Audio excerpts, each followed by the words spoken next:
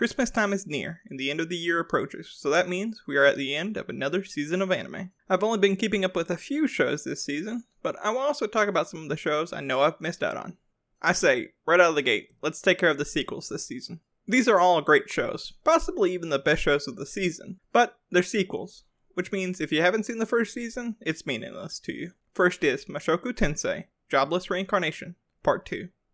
This is easily one of my favorite shows of the year. I love the first season that aired back at the start of the year, so it was easy for me to get back into it this season. It is another action isekai, which is super common in anime recently, but unlike your typical power fantasy anime that gives an overweight nerd powers in another world, RMC actually has to work for it here. Though, if that's what you're looking for, I point you to The Fruit of Evolution, which is the trash isekai of the season. Anyway, back to Mushoku Tensei. We see real character growth in this show, and some of the best fight scenes in recent memory. So, if you haven't watched the first season, I highly recommend it. 8686 is a show I was a bit dismissive of during my spring 2021 video, but it is one of the hypest shows of the year, and its second season doesn't disappoint.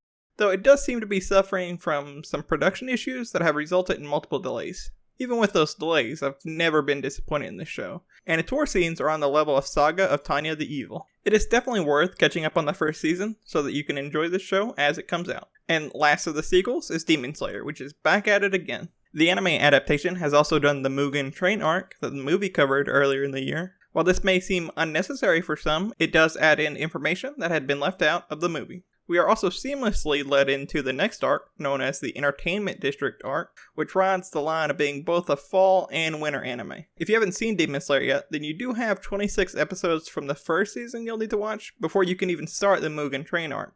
But again, I think this show is worth it. Oh, a new Jojo's also out, but I don't watch Jojo's Bizarre Adventure, so I know literally nothing about this. Alright, that's it for the sequels. Let's move on to the next show. One of the most anticipated anime before the start of this season was Komi Can't Communicate.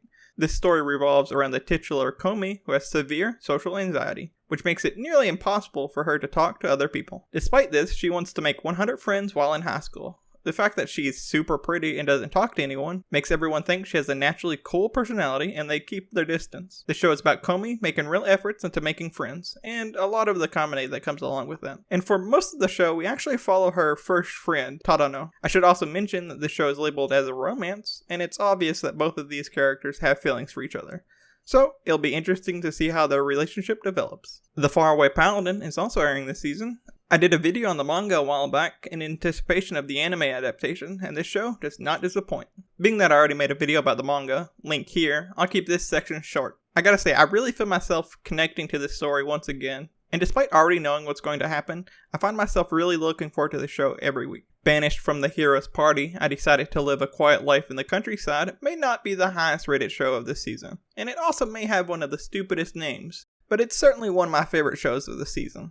The show is also a romance, and it doesn't waste its time. The show has its romance be the priority, while everything else just happens around it. It is really refreshing to see actual development like this in a show instead of the typical kiss at the end of the season that we're used to. The relationship between our two MCs is really heartwarming. The show takes its time to show us the relationship and how the two really care for each other. Despite there being interesting developments in the background, I still find myself more committed to watching their relationship than any of the battles that might take place. The last show I'm going to talk about for any length is The World's Finest Assassin gets reincarnated in another world as an aristocrat. This is another show that is clearly based off of a light novel.